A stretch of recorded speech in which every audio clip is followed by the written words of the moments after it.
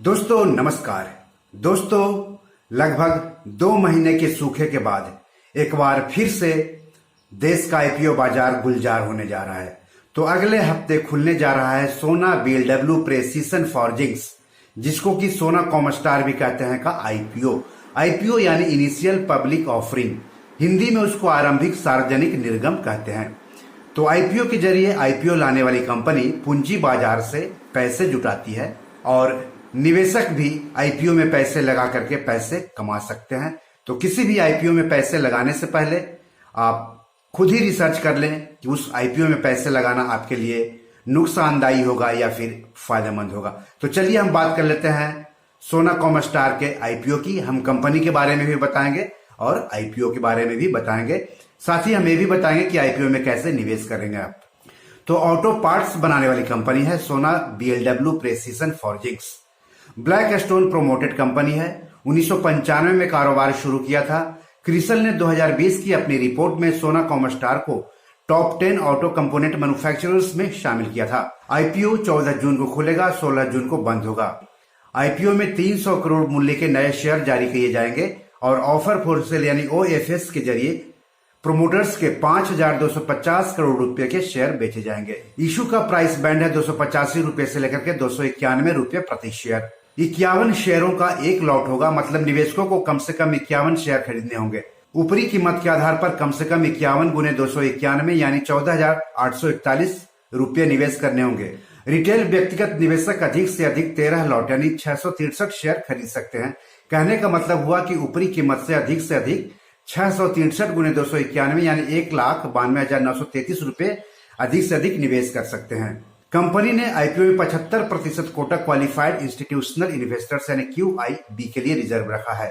Non QIB के लिए 15% हिस्सा रिजर्व रखा है। रिटेल इन्वेस्टर्स के लिए 10% हिस्सा रिजर्व रखा गया है।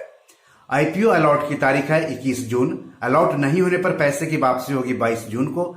निवेशकों के डीमैट अकाउंट में शेयर ट्रांसफर होंगे 23 जून को। आईपीओ शेयर्स की लिस्टिंग होगी 24 जून को और शेयर बीएसई और एनएसई पर लिस्ट होंगे। आईपीओ से मिले फ्रेश इश्यू फंड का इस्तेमाल आम प्रोजेक्ट उद्देश्यों के अलावा 241 करोड़ रुपए से अधिक कर्ज को चुकता करने के लिए किया जाएगा। इस इशू के लिए Kotak Mahindra Capital Company, Credit Suisse Securities, JP Morgan India, JM Financial और Nomura Financial Advisory and Securities book running lead managers है।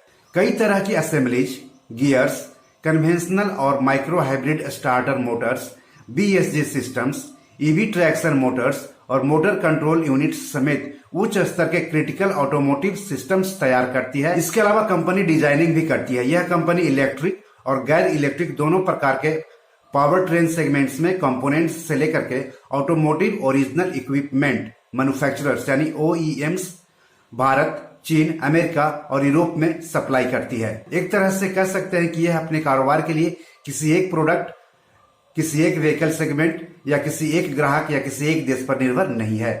यह स्टार्टर मोटर्स के निर्यात में देश की दूसरी सबसे बड़ी कंपनी है।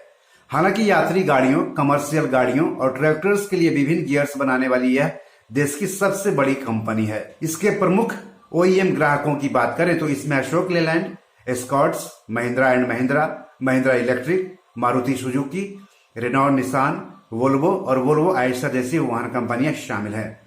अब जो लोग पहले कभी नहीं आईपीओ में निवेश किए हैं, अगर वो जानना चाहते हैं कि इस कंपनी का आईपीओ में निवेश कैसे करना है, तो मैं यहां पर बताने जा रहा हूं। तो share market, rights issue, IPO, FPO में निवेश करने के लिए सेविंग्स अकाउंट के अलावा ट्रेडिंग और डीमैट अकाउंट होने चाहिए। सेबी रजिस्टर्ड शेयर ब्रोकर्स के पास ट्रेडिंग और डीमैट खाता खुलवाएं। हालांकि सेविंग्स अकाउंट बैंक के पास खुलवा सकते हैं। कई शेयर ब्रोकर्स तीनों अकाउंट की सुविधा देते हैं।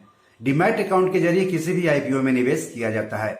निवेशकों के डीमैट अकाउंट में ही आईपीओ से संबंधित फॉर्म मिलेगा, जिसे ऑनलाइन भरना होगा। आईपीओ के संबंध में जानकारी के लिए अपने शेयर ब्रोकर से भी बात कर सकते हैं। तो बी और मनी मैनेजर में आज इतना ही। नमस्कार।